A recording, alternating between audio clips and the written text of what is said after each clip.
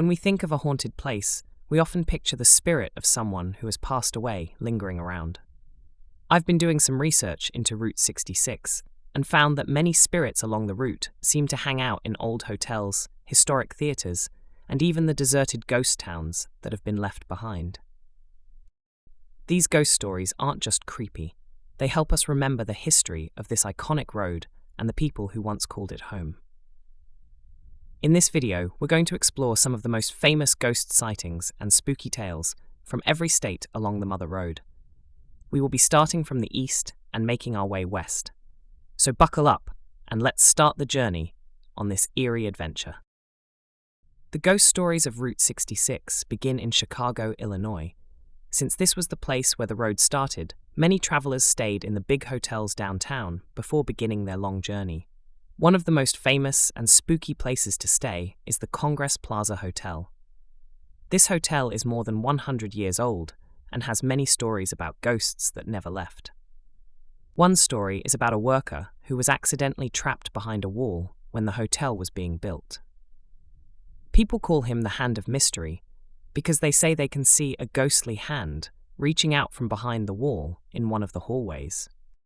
Another famous ghost at the Congress Plaza Hotel is a man named Peg Leg Johnny. He was a homeless man who lived and was murdered in an alley behind the hotel. Guests say they often see him wandering around, and sometimes lights turn on and off by themselves when he is near. The famous crime boss Al Capone also stayed at this hotel, and some people think his spirit still walks the halls because he liked the building so much. As travelers move south out of Chicago, they come to the city of Joliet and the Rialto Square Theater. This theater opened in 1926, the very same year Route 66 was created. It is a very fancy building with statues and paintings, but it also has at least 3 ghosts. One is a young woman who was once an actress. People see her floating through the air, especially in the balcony area. There is also a young boy named Colin. The legend says Colin was hit by a car on the street outside and died inside the theater. Colin is a playful ghost who likes to pull on people's hair or tug at their clothes to get their attention. The third ghost is known as the Woman in White. She is often seen on a back staircase during wedding parties, and people think she might have been a bride who had a very sad day a long time ago. Further down the road in Springfield, the capital of Illinois, there is a place called the Inn at 835. A woman named Belle Miller used to own this building. Even though she died many years ago, people say she is a friendly ghost who still takes care of the hotel. Guests have reported hearing her kind voice, and some say that if the wallpaper starts to peel, it is mysteriously fixed the next morning, as if Belle Miller came back to do the repairs herself. As we travel west, we arrive in Missouri, which is a state with many hills and deep forests, known as the Ozarks. This landscape is a perfect place for spooky stories. One of the most interesting stories is not about a ghost, but about a creature called Momo, which stands for the Missouri Monster. Momo is said to be a large hairy creature that smells very bad and lives in the woods near Route 66. People have reported seeing this monster for many years, and it is Missouri's version of the famous Bigfoot. In the city of St. Louis, the Lemp Mansion is known as one of the most haunted houses in America. The Lemp family was very rich and owned a big beer company, but many sad things happened to them. Several members of the family died in the house, and now it is a place where people go to look for ghosts.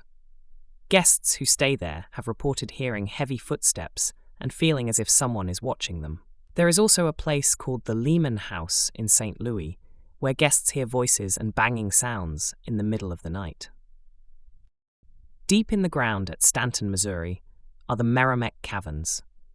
These are huge caves that were once used as a hideout by the famous outlaw Jesse James. Some visitors say they have seen the ghost of Jesse James himself wandering through the dark tunnels of the cave. Because it is so deep underground and very quiet, it is easy for people to feel like they are not alone in the caves. Further west is the Pythian Castle in Springfield, Missouri.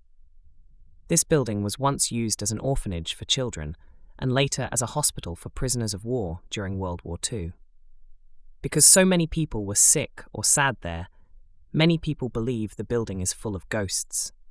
They offer ghost tours at night, where people use special tools to try and hear the voices of the spirits who lived there long ago. One of the strangest things in Missouri is the Spook Light, also called the Hornet Light. For over 100 years, people have seen a mysterious ball of light on a dirt road near the border of Oklahoma. The light changes colors and seems to dance around. Scientists have tried to explain it, but no one knows for sure what it is. Some think it is gas from the ground, but others think it is a ghost from the 1800s looking for something they lost. We move further west on Route 66 through Kansas, which only travels along the route for 13 miles. But those miles are filled with history and ghost stories. The town of Galena was once a very busy mining town, where people dug for lead in the ground. Today, it is home to a house called Galena's Murder Bordello. The story of this house is very scary. In the late 1800s, a woman named Ma Staffelbach and her family lived in Galena. People say they would invite miners into their home, kill them to steal their money, and then throw the bodies into deep, abandoned mine shafts. While some people say this didn't happen in the house that is standing today, many visitors still think the building is haunted. They have reported hearing doors slam and seeing a rocking chair move by itself. Investigators have even felt cold spots, which are areas in a room that are much colder than the rest of the air, for no clear reason. In the nearby town of Riverton, there is a legend about a girl named May D. Knotts. For a long time, people told a story that she was a witch who was hanged from a tree in 1904. People used to visit her grave in the Quaker Valley Cemetery to see if they could see her ghost. However, historians found out that she actually died from an illness called pneumonia and was not a witch at all. Even though the story isn't true, the spooky legend stayed popular for many years because of a poem on her tombstone that tells visitors to prepare for death and follow me. Kansas is also the place where the movie Cars found a lot of inspiration. An old gas station in Galena has a rusty truck that looks like the character Tow Mater. While the truck isn't haunted, the ghost signs on the buildings, which are old, faded advertisements painted on bricks, make the town feel like it is stuck in the past. Okay, so on we go further west to Oklahoma, which has more miles of Route 66 than almost any other state. This state was famous for its oil boom, which brought many rich people and big buildings to the area. One of the most haunted places in Oklahoma is the Skirvin Hilton in Oklahoma City. This hotel opened in 1911 and is famous for a ghost named Effie. According to the legend, the hotel owner had a secret relationship with a maid named Effie. When she became pregnant, he reportedly locked her in a room on the 10th floor to keep her a secret. The story says that Effie became very sad and eventually jumped out of the window with her baby. Today, guests claim they can hear the sound of a baby crying or a woman screaming in the hallways. This ghost is so famous that many NBA basketball players, like those from the New York Knicks, have said they were scared to stay there. They claimed the ghosts made them lose their games because they couldn't sleep. In Tulsa, there is a place called Kane's Ballroom. It was built in the 1920s and was a famous place for musicians to play. Employees and guests have reported seeing shadowy figures and hearing voices when the building is empty. One bartender even said a man dressed in old-fashioned cowboy clothes once asked him for popcorn that only cost 10 cents, which was the price many, many years ago. There is also a story about a woman in red who is seen in the hallways. Another spooky spot in Oklahoma is Gravity Hill near Bartlesville. If a driver puts their car in neutral at the bottom of the hill, the car will appear to roll uphill on its own. The legend says that a school bus full of children was once stuck on the train tracks at the top of the hill. Now the ghosts of those children push cars up the hill to keep them safe from the trains. People say you can even see tiny handprints on the back of your car if you put powder on it. The Gilcrease Museum in Tulsa and the Belvedere Mansion in Claremore are also said to have ghosts. At the Belvedere Mansion, people have seen figures in the windows of the empty house and heard footsteps on the stairs. These stories often come from the fact that these buildings are very old and have been through many changes over the years. As we leave Oklahoma behind, Route 66 now crosses into Texas, where the land becomes flat and wide. In Amarillo, there is an old building called the Natatorium, or the Nat. It used to be a swimming pool, but was later turned into a dance hall. People say it is haunted by a woman in a white dress with a red stain on it. Musicians who have played there have even recorded strange voices and the sound of someone singing when no one was there. Crossing into New Mexico, the road reaches Albuquerque and the Chemo Theater. This theater is famous for a ghost named Bobby Darnall. Bobby was a 7-year-old boy who died in 1951 when a water heater in the lobby exploded. Ever since then, people believe Bobby's spirit has stayed in the theater.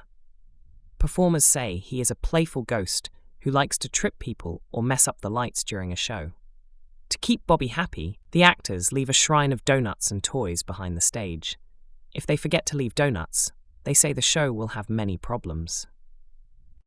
New Mexico is also home to a very famous branch of Route 66, called Route 666, also known as the Devil's Highway. This road is famous for many scary sightings. Drivers have reported seeing a fiery phantom truck, a large semi-truck that is covered in flames, and speeds toward them in the dark.